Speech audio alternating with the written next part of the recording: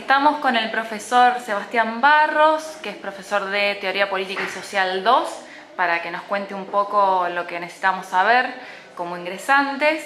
La primera pregunta es, ¿cuándo y por qué decidiste estudiar Ciencia Política? Bueno, buenas tardes, gracias por la invitación a la entrevista. Yo empecé a estudiar Ciencia Política cuando terminé la escuela secundaria en 1987. Ese fue mi primer año de carrera en la Universidad de Buenos Aires. Esa era una carrera nueva. Recordemos que en 1983 había habido elecciones, por lo tanto estábamos viviendo lo que se llamó en nuestra disciplina, lo que a veces todavía se llama la primavera alfonsinista, con una importante efervescencia política en todos los niveles, en los medios de comunicación, en las escuelas. Yo iba a la escuela secundaria cuando se vivió la apertura democrática, por lo tanto organizamos el primer centro de estudiantes. No era el primero porque ya había habido otros, pero los habían prohibido, entonces el primero después de la dictadura. Allí también durante la escuela secundaria habíamos invitado a dar charlas a Comodoro, no me acordé del apellido, creo que es Pablo Díaz, uno del sobreviviente Claro. de la Noche de los Lápices. ¿A qué escuela fuiste? Al Colegio Perito Moreno, al sobreviviente de la Noche de los Lápices, es decir, que había toda una... ¿no? Yo estaba en la escuela cuando fue la guerra de Malvinas y la derrota en la guerra, entonces la política estaba muy presente en la vida de un adolescente en ese momento, con la música, el rock nacional que comenzó a escucharse durante la guerra de Malvinas porque la dictadura prohibió la música en inglés, entonces las radios no tenían otra opción que recurrir a música en español, entonces así empezamos a escuchar rock nacional y con eso canciones de protesta, es decir que había una movilización, una sensibilidad política muy a flor de piel en esa época, y yo creo que eso fue lo que me llevó a elegir una carrera nueva. Era recién el segundo año que funcionaba esa carrera en la Universidad de Buenos Aires, el segundo o tercero, yo no recuerdo si es la segunda o la tercera camada de esa nueva carrera. Entonces eso fue lo que me llevó, supongo, y un gusto por la lectura y las ciencias sociales, la historia, la literatura en la escuela. Bien. ¿Y qué es lo apasionante de la política, Sebastián?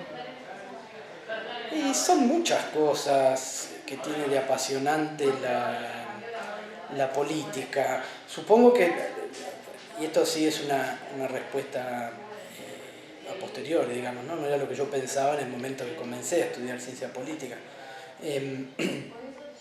Creo que lo interesante de la política es ver cómo la política es la esfera en la cual se organiza lo social, que da forma a lo social. La esfera a partir de la cual lo social, lo cultural, lo histórico existe. Entonces creo que por eso es una disciplina primordial y o por lo menos eso es lo que me interesa investigar a mí. ¿Cuáles son esas formas que la política da a lo social, a lo cultural, a lo histórico? Esa sería una respuesta, como digo, que no era la que tenía cuando comencé. ¿Y qué pensabas cuando empezaste, cuando fuiste a estudiar Ciencia Política? Cuando empecé quizás estaba más orientado a las relaciones internacionales, ¿no? ¿Te imaginabas en la ONU o algo así? Me imaginaba trabajando en el servicio exterior y viajando, ¿no? Uno tiene esa fantasía de los viajes, que por suerte no se dio así. No ocurrió. Claro. ¿Y qué les dirías a los estudiantes que comienzan a estudiar Ciencia Política ahora?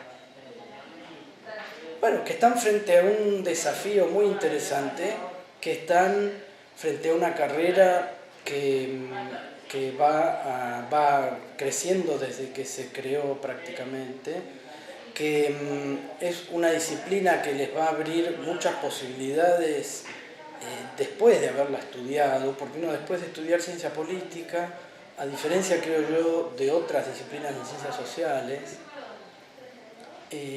tiene posibilidades luego de orientarse hacia una variedad de campos que quizás otras disciplinas no tienen, ¿no? Uno en ciencia política, estudiando ciencia política, puede orientarse a las relaciones internacionales, como dijimos recién, pero no solo pensando en ingresar al Instituto del Servicio Exterior de la Nación y trabajar en el servicio exterior, sino que también uno puede estudiar esas relaciones internacionales, trabajar en organismos internacionales.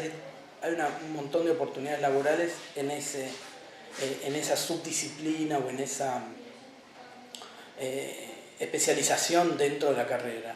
Uno puede trabajar en cuestiones de opinión pública, ¿no? Con la recolección de datos, encuestas, y todo aquello que hace referencia a conseguir datos políticos coyunturales de más largo plazo. Eso también permitiría trabajar en algún organismo estatal que se dedique a juntar esos datos en términos demográficos, pero también puede trabajar en consultorías y encuestadoras.